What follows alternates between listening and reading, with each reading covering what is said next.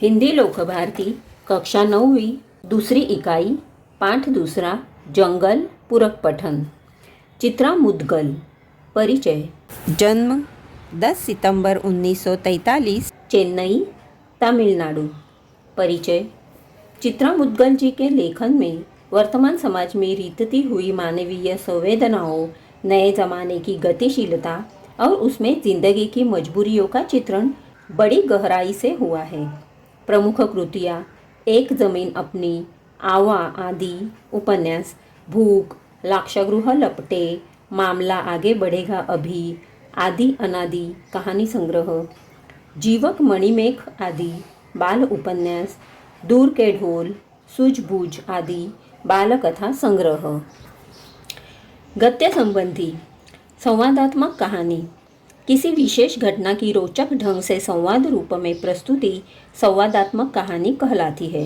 प्रस्तुत कहानी में मुदगल जी ने खरगोश के माध्यम से बाल मानस की अनुभूतियों, प्राणियों के साथ व्यवहार, उनके संरक्षण एवं प्राणी मात्र के प्रति दया भाव को दर्शाया है। रीडर अणिमा जोशी के मोबाइल पर फोन था। मांडवी दीदी की बहू तविशा का। कह रही थी, आंटी बहुत ज़रूरी काम है, अम्मा से बात करवा दे। अणिमा दीदी ने असमर्थता जताई। मांडवी दीदी कक्षा ले रही है, बाहर आते ही वह संदेश उन्हें दे देंगी। वैसे हुआ क्या है, घर में सब कुशल मंगल तो है?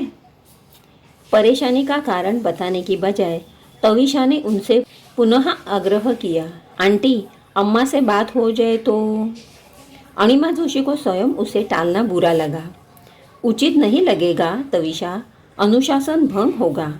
मुझे बताओ तविशा, मुझे बताने में झिझक कैसी? नहीं आंटी, ऐसी बात नहीं है। तविशा का स्वर भर्रा सा आया। तविशा ने बताया, घर में जो जुड़वा खरगोश के बच्चे पाल रखे हैं उन्होंने, सोनू मोनू, उनमें से सोनू नहीं रहा। 10:30 के करीब कामवाली कमला घर में झाड़ू पोछा करने आई तो बैठक बुहारते हुए उसकी नज़र सोनू पर पड़ी। जगाने के लिए उसने सोनू को हिलाया। उसके जगाने की सोनू पर कोई प्रतिक्रिया नहीं हुई। वह बुदबुदाई, कैसे घोड़े बेचकर सो रहा है शैतान। उसकी टांग पकड़कर उसे सोफे के नीचे से बाहर घसीट लिया, मगर सोनू की कोई हरकत नहीं हुई।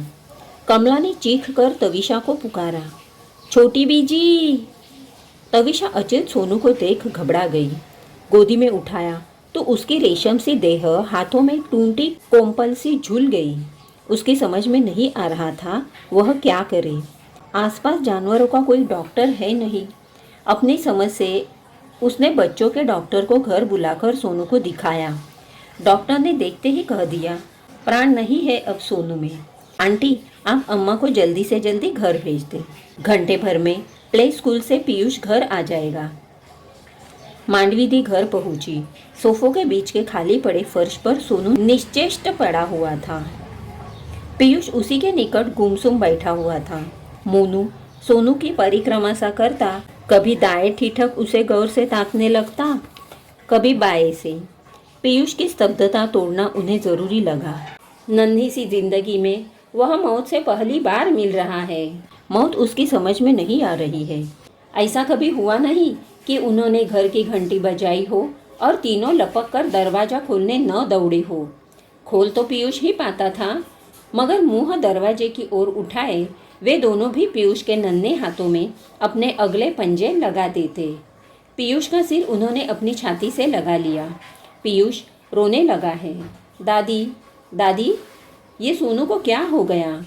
दादी सोनू बीमार है तो डॉक्टर को बुलाकर दिखाओ ना। दादी अम्मी अच्छी नहीं है ना, बोलती है सोनू मर गया। वह रूंधे स्वर को साधती हुई उसे समझाने लगती है, रोते नहीं पीयूष, सोनू को दुख होगा। सोनू तुम्हें हमेशा हंसते देखना चाहता था ना। मोनू उनकी गोदी में मुंह सटाए उनके चेहरे को देख रहा है।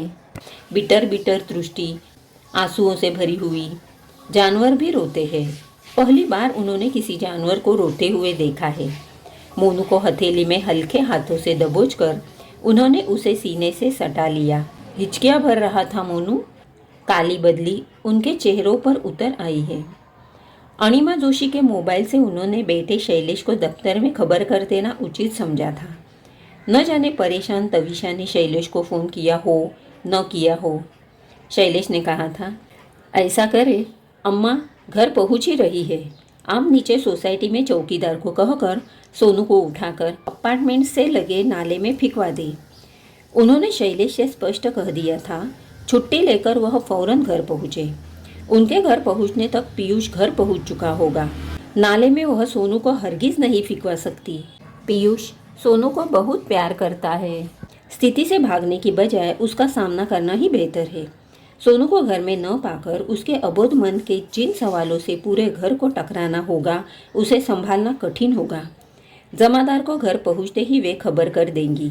उनकी इच्छा है घर के बच्चे की तरह सोनू का अंतिम संस्कार किया जाए।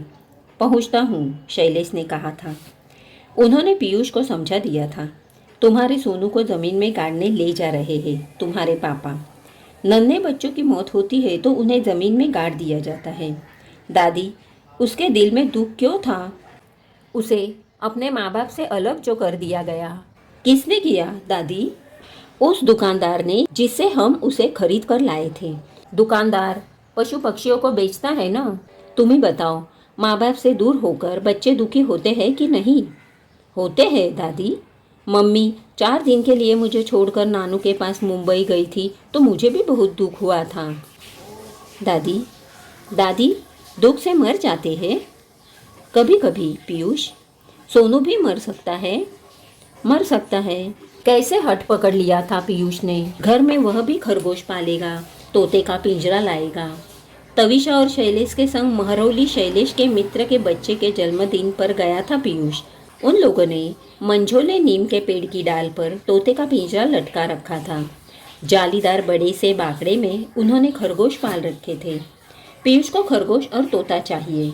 तविशा और शैलेश ने बहुत समझाया, फ्लैट में पशु पक्षी पालना कठिन है, कहाँ रखेंगे उन्हें? बालकनी में। पीयूष ने जगह ढूंढ ली। तविशा ने उसकी बात काट उसे बहलाना चाहा।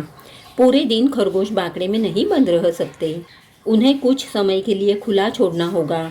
छोटे से घर में वे भागा दौड़ी करेंगे, सुसु छिछी करेंगे। उनकी टट्टी पेशाब कौन साफ करेगा?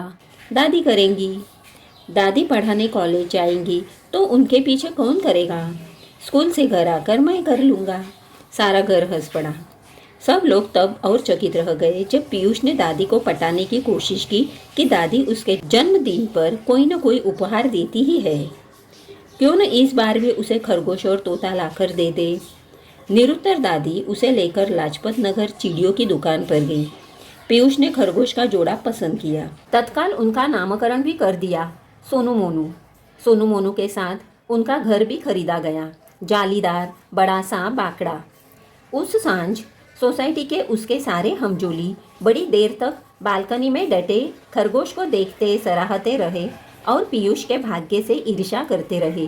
दूसरे रोज भी मोनू सामान्य नहीं हो पाया। पीयू को भी दादी ने प्ले स्कूल भेजना मुनासिब न समझा। पीयू उसका घर का नाम था। पीयूष घर में रहेगा तो दोनों एक दूसरे को देख ढाढ़स महसूस करेंगे। उन्होंने स्वयं भी कॉलेज जाना स्थगित कर दिया।